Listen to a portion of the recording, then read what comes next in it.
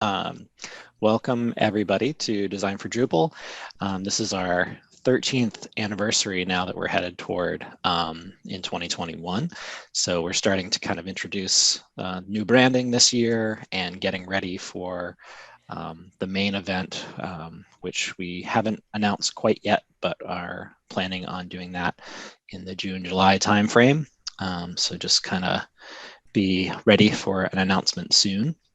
And in the meantime, my name is Patrick Corbett. I am the CEO of Redfin Solutions. We're a Drupal design and development shop, and I'm one of the volunteers here at Design for Drupal. And with me is Leslie Glynn, whose birthday is today. Happy birthday, Leslie. Thank you, Patrick. Why don't you take over and just kind of run through some of the slides, and then I will introduce our speaker today. Perfect. Thank you, Patrick, and welcome everybody to another webinar in the Design for Drupal series. We're really glad that everybody joined. Folks that have not been to one of our webinars before, and for all those who come every month and participate. So thank you. As Patrick said, this is 2021 will be our 13th anniversary. Today's speaker is Susan MacPhee. She's going to speak about, I need to update that slide, sorry. We'll get to Susan's introduction in a few minutes with the actual title of her talk. The keynote we had in 2020, for those of you who were not able to make it, was Christina Chimilis. Did a great keynote on design usability, accessibility, and compatibility. It was about the Claro admin theme. There is a link to the recording. If you go to design, the number 4, Drupal.org, you'll see the recording. So that's one of the initiatives for contributions that I'll talk about in a minute. So feel free to take a look at that keynote from last year. As I said, we did have a contribution day to contribute back to the Drupal project. Everybody is always welcome to contribute, whether you're you do code or design, front end, theming, anything, documentation. Just want to test something out. Even brand new people to Drupal are really good for contributing, because they can take a look at things from a fresh standpoint and let us know, if the documentation isn't correct, or, if there's something they find in the design or whatever it might be. So there are Slack channels that are listed here. Admin-UI is for the Claro theme. Olivero is going to be the default theme in Drupal going forward. So if you go to the Slack channel D9-theme, you can participate in testing and helping finish up with Olivero. Right now it's an experimental module, but it will be a full module in core, and it will be the default theme. So everybody's welcome, and there's mentors always available to help. So we have this webinar series on Wednesdays once a month. This was a little bit later. Typically it's in the middle of the month. We do them at noon Eastern time. We're still looking for speakers for March and April. So if you know of anybody, or if you have a great topic you'd like to present, reach out to us to let us know. And the recordings for all the past webinars are also listed on designfordrupal.org. So you can go there and you can listen to any of the recordings that have happened since our event happened last June. We're planning, as Patrick said, we're planning for Design for Drupal Boston 2021. We've decided it's going to be an online event again, based on the current situation with COVID. So we are planning, if you're interested in joining us, the organizing team is always looking for people to help out. It's a lot of work, and it's easier if we spread it out amongst a larger group of individuals. So let us know if you're interested. It's community events coming up. So the big event that's coming up is DrupalCon North America 2021. That was going to be in Boston this year. Unfortunately, we're based, in the Boston area generally. Unfortunately, that is going to be online. It's still going to be a great event. It's April 12th to 16th. The registration is now $245, which might seem like a lot, but that includes the entire week of sessions and birds of a feather sessions and all kinds of things. But it also includes all the summits, which I'll get to on the next screen. So there's a lot of workshops included, the sessions, the professional development things. So there's a lot a lot more things happening this year than just sessions.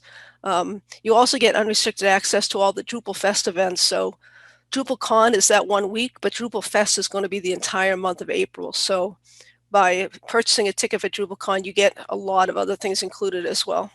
It's a great way to learn, and that's not a bad price for that amount of time and all those opportunities.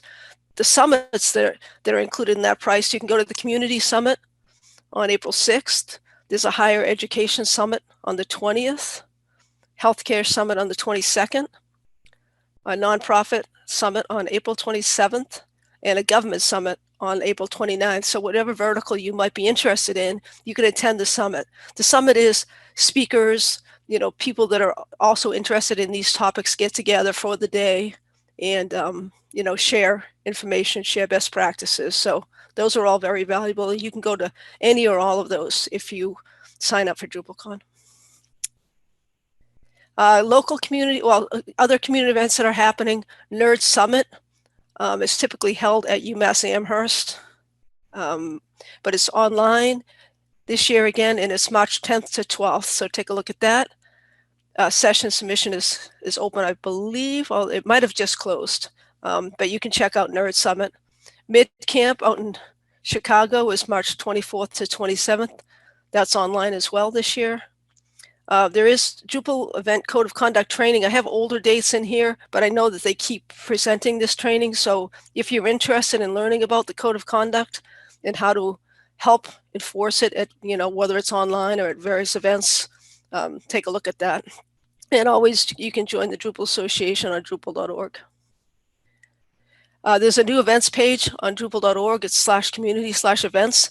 That's where you can go to find events all over, globally. So most things are being held online right now. So there's great opportunities for you to maybe attend a meetup that has a topic that you're interested in.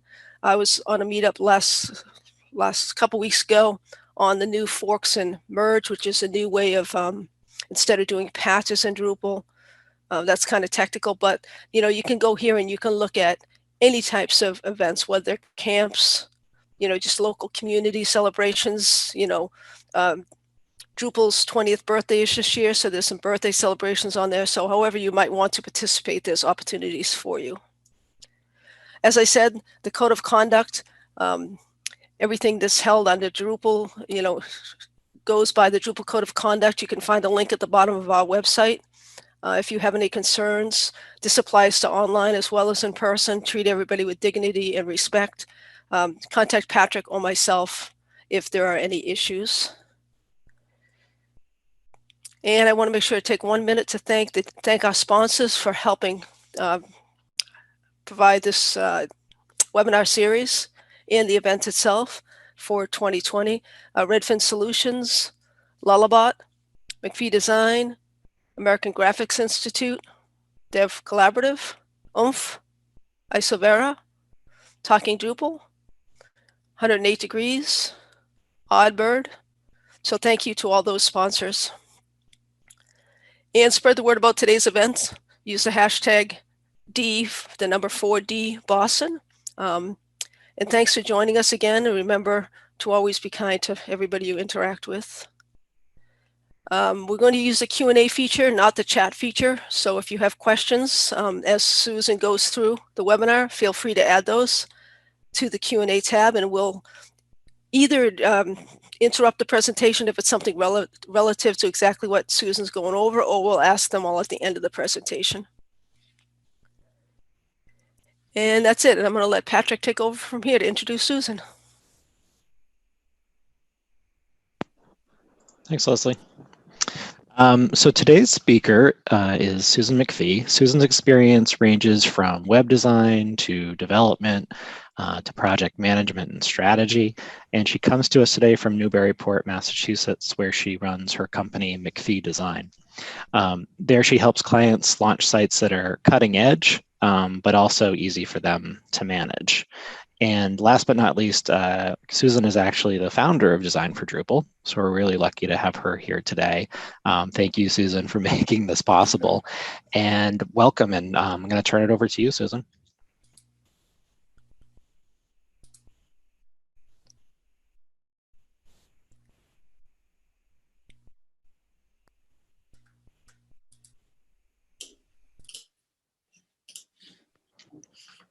we go. Take it away. Thank you.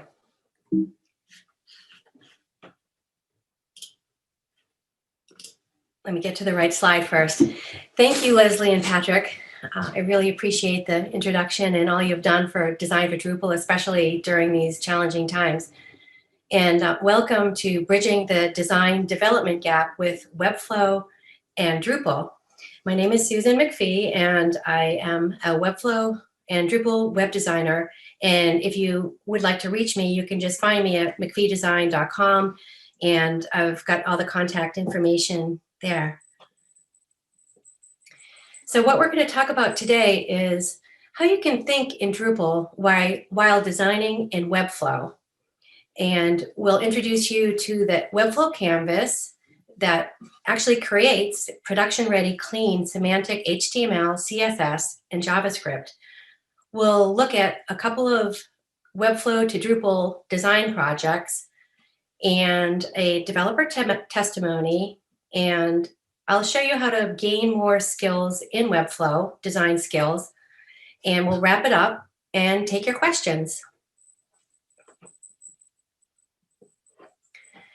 So how I think in Drupal while designing in Webflow is that we can use the same Drupal methodology that we use to define the content and structures in Webflow.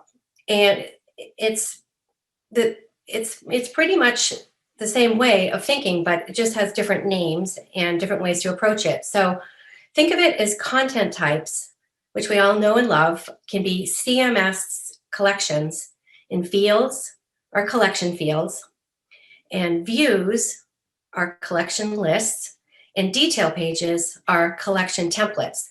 So it's all about the collection in Webflow.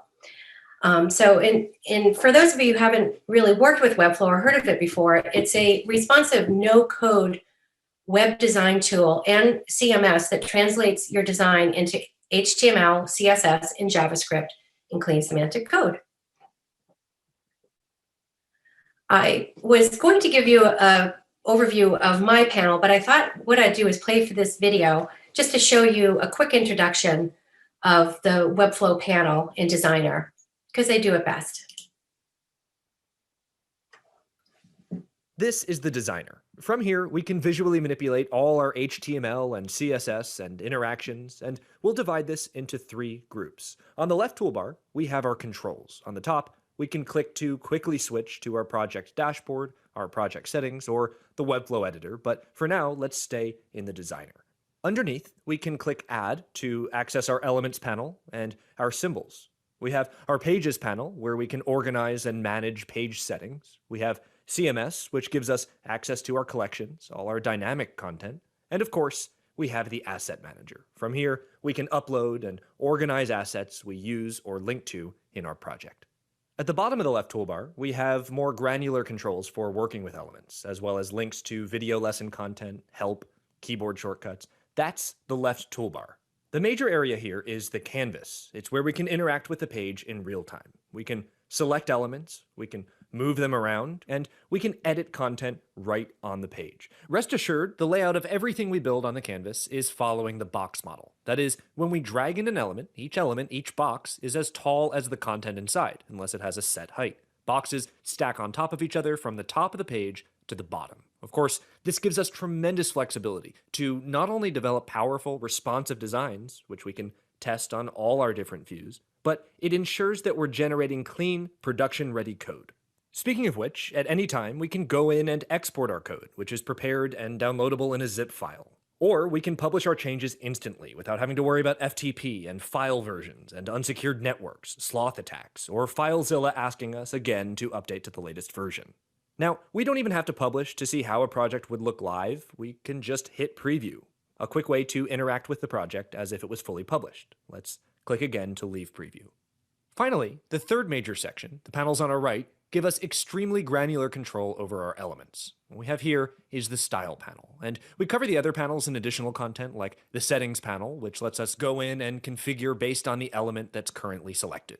But the Style panel gives us immediate access to all our CSS, and we can manipulate these values in real time. So instead of doing the guesswork when it comes to things like 3D transforms, we can go in and manipulate our CSS values visually. We can spend less time switching back and forth to tweak our code and more time focusing on the design and the functionality. Quick recap, 3 major sections. Our tools to the left, including Add, which lets us access our Elements panel, the Canvas, which has all the content on the page, and the panels to the right, including the Style panel for visually manipulating our CSS. And that's a brief overview of the major areas we can access in the designer. Cool. This is the designer. From here, we can visually manipulate all. I'll stop and move on. Okay, so good. Now you have a little bit of a background, if you haven't seen Webflow before, of what we're looking at. So this is a project that I thought I'd show you, especially in recognition of Black History this month. This is the first project that I worked on in Webflow to be translated into Drupal, or it's my first Webflow prototype. And it has a lot of similarities to the Drupal project here that's live, that you can see, that's MIT, and you can see it. But it was a bit of a struggle for me because it came out, it was fine when I was designing the homepage, but when it came to the detail pages and other pages, I struggled with whether or not I should actually be using the CMS or not, or just designing static pages. But since then, I've learned a lot, and I found it's really the best way to go about it is to really think in Drupal and create those fields, create those detail pages, create those collections and views and things like that. And then that way, when you're handing it over to development, they really have a grasp of what they want to do. And one of the other things that I love about it building in the browser is that when you are handing over your project to the developers, they have access to the images as well. They can just right click and do any trick to get the images. And if not, then I'm happy to provide them. But they're all right there. Everything that they need. So there's no back and forth with delivery and any questioning how rollovers work.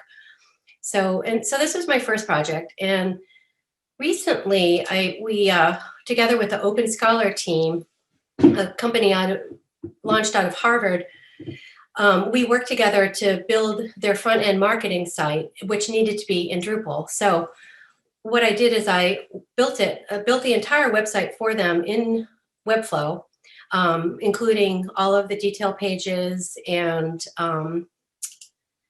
the whole site architecture, as you can see here. So, I want to show you the homepage first. So, as you can see, the translation is pretty close. And I actually didn't really have much of a conversation with the development team. They really picked up everything that I provided, and they were able to provide a nice version of this prototype right in Drupal. And again, they were able to get all of the images and all the information that I needed, or they needed to complete the project. I think I just had maybe one introduction meeting with them. And so I wanted to give you an example of a detail page that they got from me. So this is a listing page of their podcast. And then so when you click on one of these podcasts, then it will show you a detail page. And with the prototype, they were provided with all of this information. So I'll show you here in Webflow.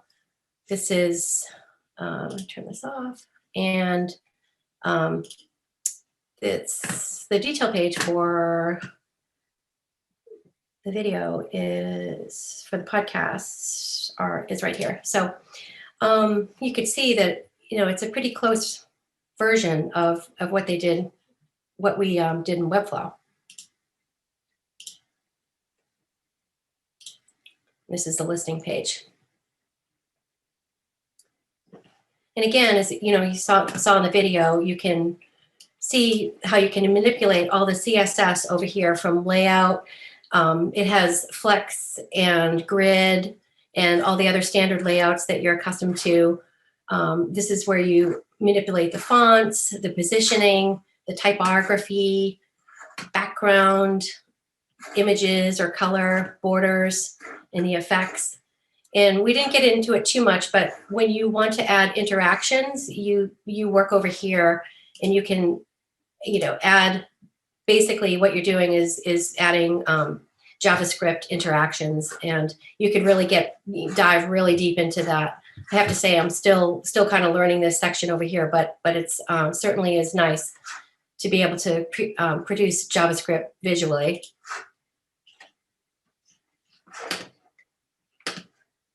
So back to the presentation. Open Scholar project you saw. And this is some developer feedback that I got from the Open Scholar group. That custom Webflow designs are easy to translate into Drupal sites. They have increased our team's efficiency.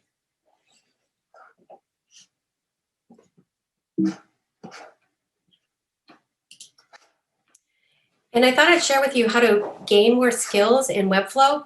There's a ton, just like Drupal, there's a ton of resources out there. But my recommendation just to start with is just to go right to the source. Webflow University has an incredible amount of videos and articles to help you learn Webflow design and web development. So one thing that I do recommend, if you are getting into web design and you're interested in using Webflow, it really is important to understand the basics of web development, which, HTML, CSS, and there are videos about that. So if so I think with anything, when you're designing for the web, it's important to understand how things are built on the back end. And there's all that type of information in here, so you can get started. And also, I'm here anytime if you would like to find out some more resources. So in summary, Webflow gives you the ability to design for Drupal as developers think, I hope. So you can take control of HTML, CSS, and JavaScript in a completely visual canvas. You can fill a blank canvas, or you can start with a template. And I do recommend that as a kickstart, because there's hundreds of templates that's on the Webflow website that you can use to kickstart your design. And I've done that with many of my projects. What I do is I find something that matches the look and feel of the client, and then take their brand and their voice and apply it to that site. So a lot of times once you see the project that I've launched, it doesn't really look much like the template, but it does give you that kickstart where it has a lot of the cards already built in and hero sections and things like that, that just makes your life a little easier. And you'll save some money on the client end. So it's kind of a win-win, because then you can work together and sort of have a design conversation, especially if they have already, if they're already coming with the brand, so they can just sort of get a sense of where they're going. So, and again, with the Webflow, you're designing with real content responsively, and you're using Drupal-like fields, content types, in views methodology, and you're working with a CSS-based class system to make style changes across multiple elements at the same time. And then what you have in the end to for the project is to hand off is a full fidelity design prototype in Webflow for Drupal developers. And that's my presentation. Thank you very much. And if anyone has any questions, I'd be happy to answer. Thanks, Susan. That was great. As questions come in, I'll ask a question I have, which is, I have some experience with Sketch, and years ago, kind of Photoshop. And I'm wondering, like, I assume that you probably have some of that same experience, and I'm wondering, like, what do you think the differences are between that and Webflow, and why have you chosen kind of Webflow to focus on? What does it do better than those other two applications? Yeah, well, I do work in Sketch, and it is my design tool of choice. And I did definitely gravitate towards it because you can work on the responsive piece of the project. And, I think that it's probably one of the best design projects to work with. I make most of my logos in Sketch, like for instance, the Design for Drupal Boston 2021 logo that's up there in the corner of the screen. I made that in Sketch. But what I find is that I'm one of those design in the browser kind of people. I just always have been. And I'm very attracted to working with software as a service. So I was very drawn to Webflow for that reason, where when I was designing something, I was actually making something that, that is producing code. And when it's a simple website with minimum requirements, you can actually launch a website and keep it in Webflow if you wanted to. But I think it's, for reasons where we put them in Drupal, it's based on requirements and security and things like that. So, but I still like working in Sketch, but it's just my thing. I just like working in the browser. It's, it's the developer side of me. I can't let go of. So it doesn't sound like Webflow is necessarily a replacement for Sketch. You can use both kind of hand in hand depending on the need. Yeah. A lot of people are designing in Figma, which I haven't tried yet, but I'm very interested in doing it because I think it's a very collaborative tool with your team. And then, so the Webflow, the workflow would be wireframes, Figma, and then build in Webflow. So, certainly you can still stay on that level of building in Sketch and Figma and then going into Webflow. Or you can just go in and jumpstart for all of those design in the browser people and just start building your website on the screen. So it's a preference. It looks like one of the things that kind of I had to think like, oh, did those other platforms do that? Is the responsiveness. It looks like out of the box, you can the elements that you put together will just respond automatically. You don't necessarily have to tell it what to do when you switch to different device layouts. Yeah, exactly. Because what it is that you're actually building a website. So, you're using real CSS breakpoints. Got it. That's great. We've got a couple of questions. The first is from Edgar. Edgar is wondering what the cost for the complete suite is, I assume for Webflow. Oh, okay. So Webflow is free to use. So you can use Webflow and you can use it for free to build prototypes, and then you can deliver the URL, the Webflow URL to the project team, and then you can work with that. And so basically, it's free. But the revenue model for Webflow is that it is a CMS and it is a host.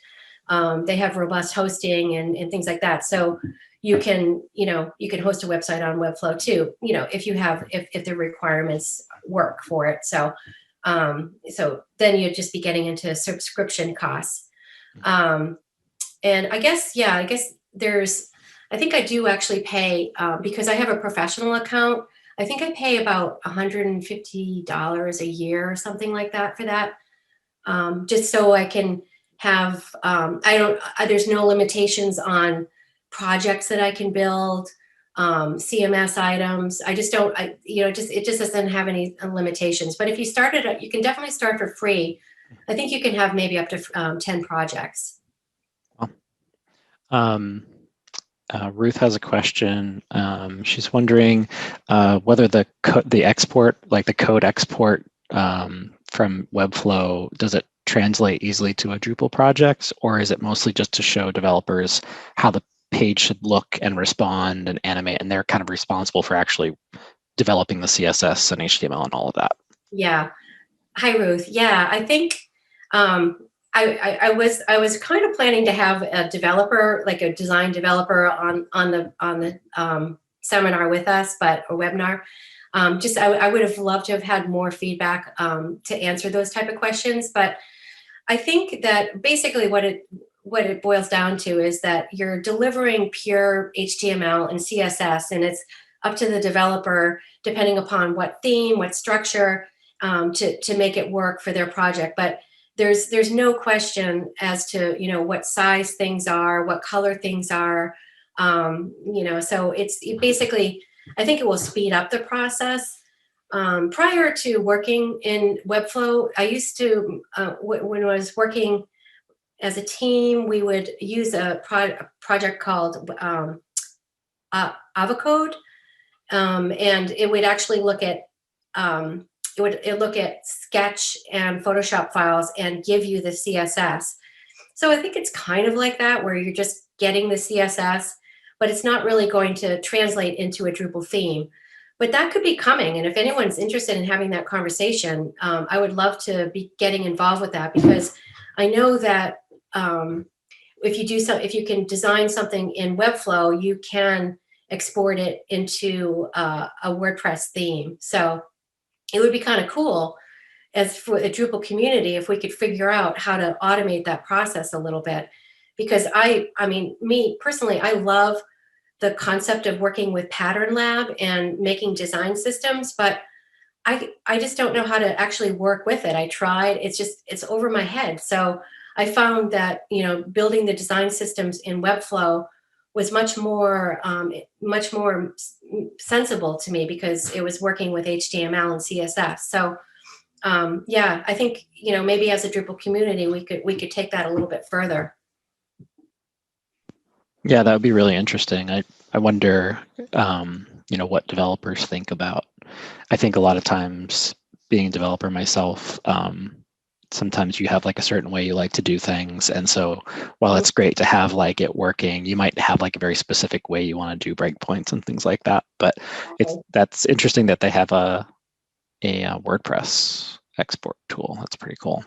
Yeah. And it would be really useful for people who don't have a developer necessarily handy to like take care of a lot of that.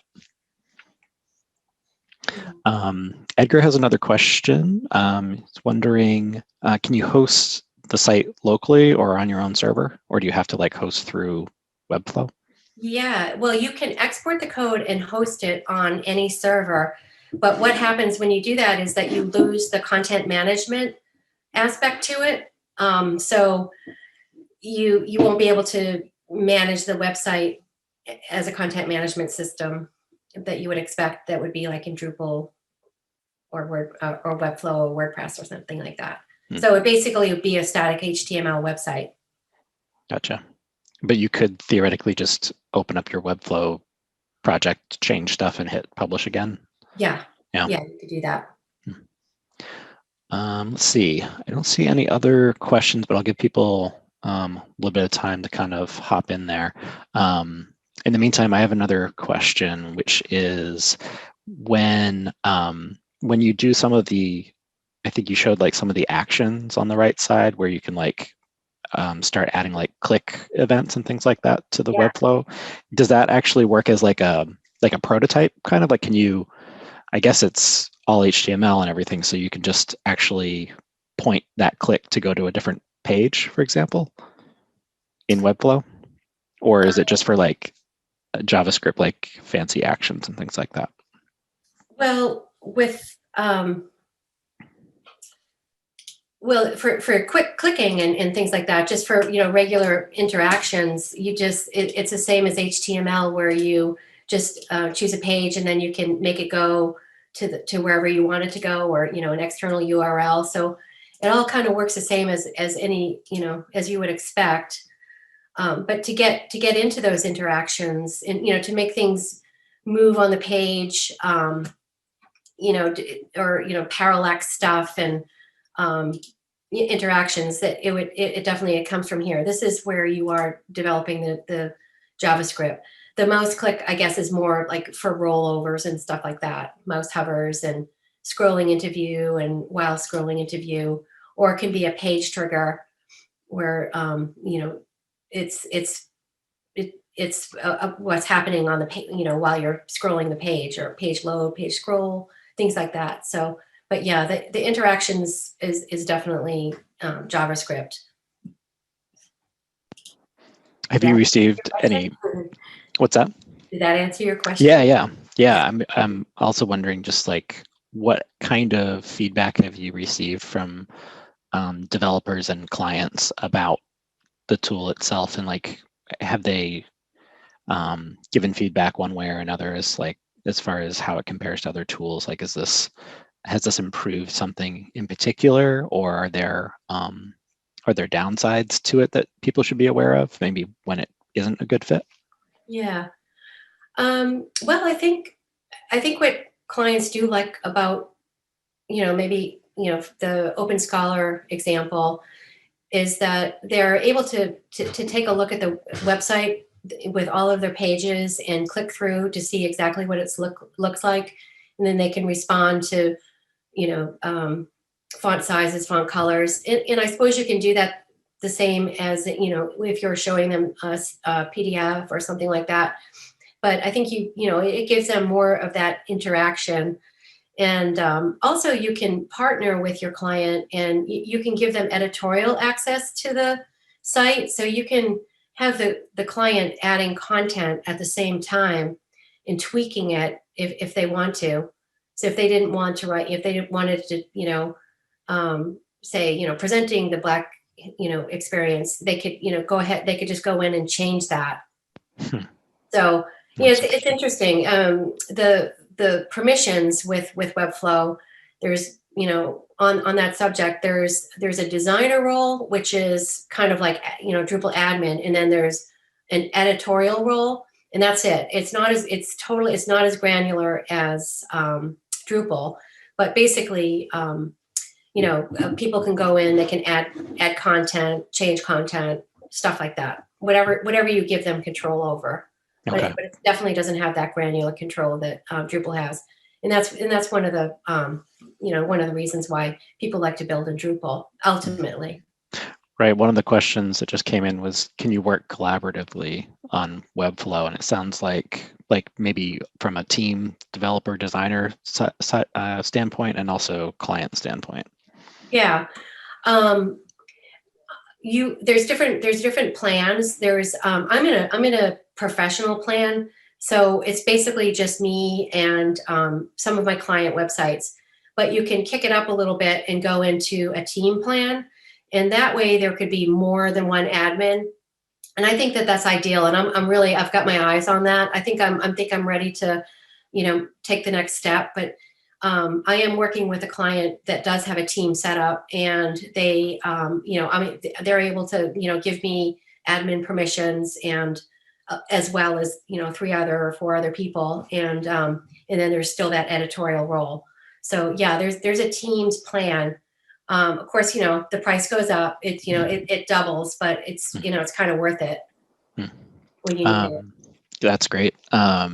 Ruth has a question as well, wondering if this could easily be used for user testing during the design process, to like get actual end users in and working with it to help tweak it before it goes live. Yeah, absolutely. Yeah, because this, you're looking right now at the Webflow version, and so what you could do is, you hit this publish button, and then you just hit this. I'm sort of reluctant to do it because we're live, but basically what it would do is, if I click this button, it would show that this is in Drupal. But yeah, I mean, I'll just basically, it's the same if you press this button, the preview button, which is already on. You can click around. Probably it would be better to show the Open Scholar in that way, because this is, a more mature project that has all of the pages. So you can so basically this is what the client would get a URL, and they can go on, and then, you can see how it works and how the drop downs are. And then you just, you can click, and then you get your case study page, and, you can see how they interact with that, and if it's working well for them to find your buttons and links, and how long it takes to do things, because it really is a website. It just doesn't have that, back end functionality that Drupal has. But, I was saying earlier in the presentation, you still have that advantage to think in Drupal. So you can, when you're building things, like for instance, I'll show you the podcast that I showed you what it looks like. When you're adding all the content, this isn't really speaking to Ruth's question, but but it sort of helps to have, you've got all these custom fields in here, and you can see what's working for the client and what's not. And, if you need to add a new field or how, there's a million different configurations that you can do. Yeah, it's So, kind of nice that it's structured like Drupal. It's very like native feeling. yeah, that's what I liked about it so much. I mean, because I'm not really so much a Drupal developer, that I've tried to like, okay, I'll make a site in Squarespace, and I tried that, and it's like, oh, you can't make your own content. You can't, you have no control over the code. I mean, you don't have control over this code either, but at least it's clean and semantic. And, it's just, and also I should add that you can, if you wanted to add your own code in here, which many people do for their projects, you can add, this, you can set up all the metadata and stuff like that if you want to show a client how it might look if you share it on Facebook. But you can add custom code too inside, the head tag or the body tag on a page basis, or I could jump into settings of this project and, just do the custom code, for the entire website. A lot of times what I'm sticking in here is like the add this, the add this code or something like that, the integrations, but yeah, so. Yeah, that's great. Yeah, because I keep having to remind myself this is all in browser, so it's all kind of native and ready to go. Yeah. One more question from Joseph, wondering if there's anything in Drupal that is even minimally comparable to Webflow, like ways to construct the overall site or pages more dynamically. He mentioned, I haven't used any of the flexible page build features in Drupal. And I don't know if he's meaning maybe like rapid development tools in Drupal, like maybe panels or the layout builder, things like that. Yeah, for sure. Well, I mentioned that you can start with a UX kit and you have a lot of pre-built things already. But yeah, conveniently, they've also added, Webflow's added these layouts. So you can, there's things that you can add that are already pre-built, like a sticky nav, hero section, a hero overlay, cards, main content, and so a lot of these layouts that you don't have to sort of hand build, subscribe form, footer, contact form, things like that.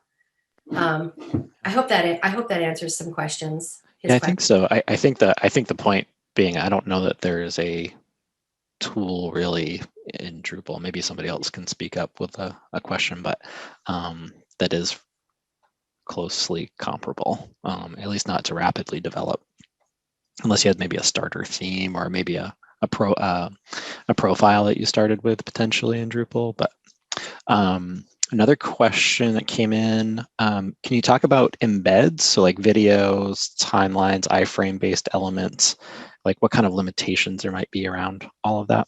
Yeah, well, there's not really a lot of limitations because you can, So one of the elements that you can put in here is the video embed, or no, I'm sorry, just embed. So it's right here, and then you just put in your custom code there. But there's a lot of stuff there's a lot of opportunity to just, like for instance, when you're, like what is it? Let me show you quick the, in the rich text editor. I mean, you can add video fields. Like, so for instance, let me go quick. Video. You can, all right, so video templates, I guess maybe this might help. Okay, but yeah, so you can embed code that way. I just wanted to show you a quick what the WYSIWYG editor looked like, but I just don't have one right handy. Let me just go. Rich text editor. Just stick something there real quick.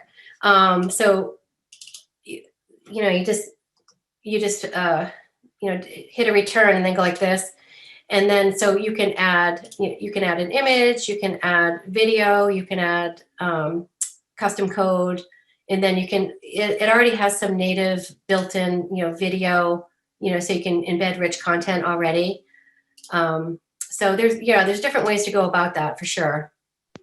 Nice. That makes sense. Yeah, I think so. I think that answered the question. And then another couple questions about, I think you mentioned this, question about exporting, being able to export to an HTML theme or HTML file. It sounds like that's possible.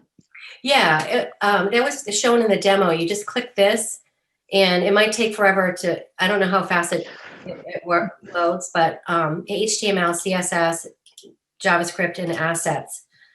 And this is probably the way to go, and I would definitely recommend it. But in the Open Scholar project, the developers actually just used the browser that the Webflow version that I gave them. They were able to, get all the information, I guess, from the inspector.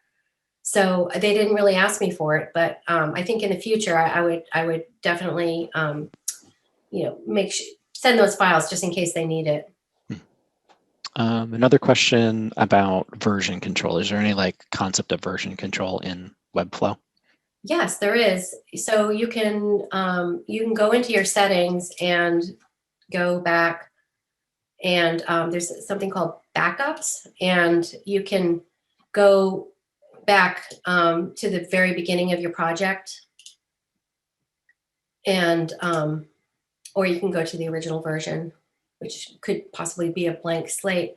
And you can also preview it too. So a lot of times I have done that because there's a couple of a few times that I've mucked up something, or I just, I might have, added the wrong CSS selector or whatever. So I'll go in, or I might have deleted something I want back. I'll go into the preview, and then I can just kind of copy and paste it into the project. That is one thing that that wasn't mentioned, which is kind of cool, is that if I wanted to copy and paste something from one project, here, let me get out of this preview. Say, this button, or I don't know, let's find a good example, but I don't know, like this image or something like that. And if I wanted to paste it into a different project, you can, which is nice. That logo actually isn't a very good example, but you can paste in like a whole card system or something like that. The only thing about that is that it could get a little bit mucky because, CSS might be written like this is called services content here.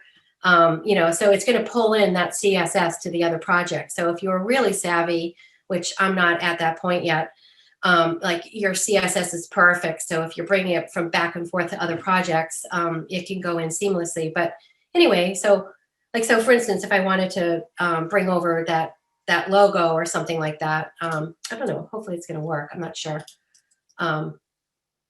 Yep, there's the logo, but that's kind of a rudimentary example. But so for instance, if I really love this hero section, and I had a blank slate that I wanted to start with, that I'm starting with, I could just copy this and then paste it into the blank slate, and then I would already have like a hero section started, and then I'd go ahead and brand it and change it and make it any size.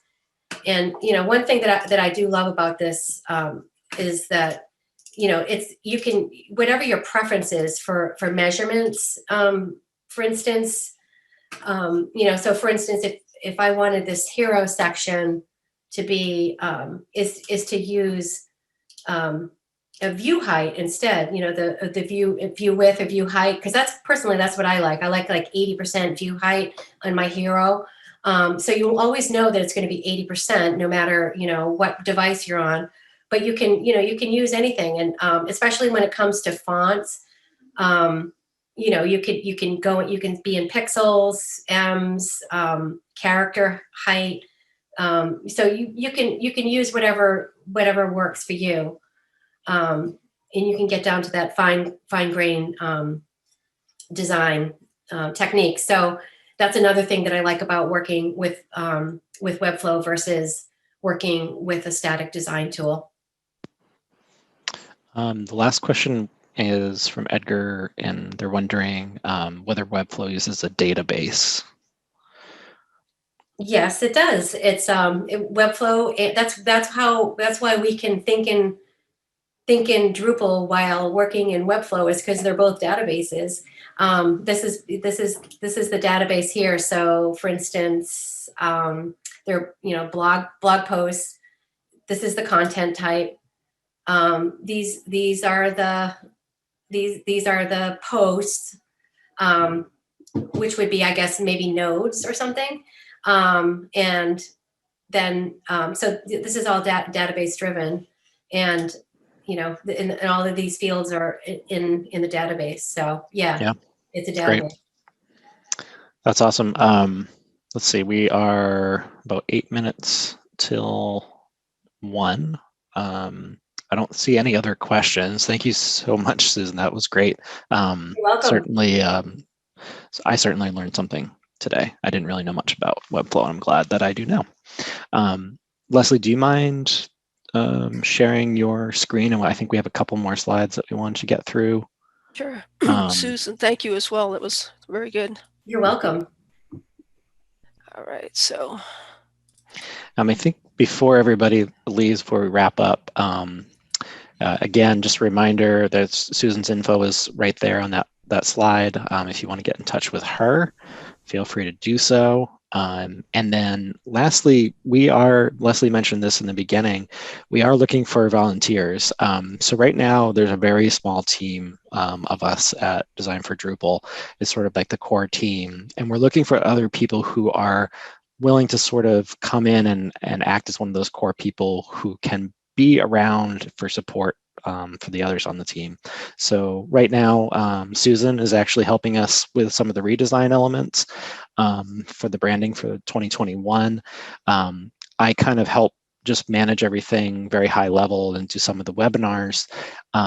Leslie does a little bit of the website content updates. But what we're really looking for, we don't have anyone who can actually develop the website. So once Susan's design is done, we may even have a team that actually goes and builds it. But then afterward, we need somebody who we can go to make changes to the website, who knows the front end and the back end, maybe 2 people, 1 person for the front end and 1 person for the back end. So please, if you know anybody or if you are interested, please reach out, because it's really critical to us being able to keep these things going.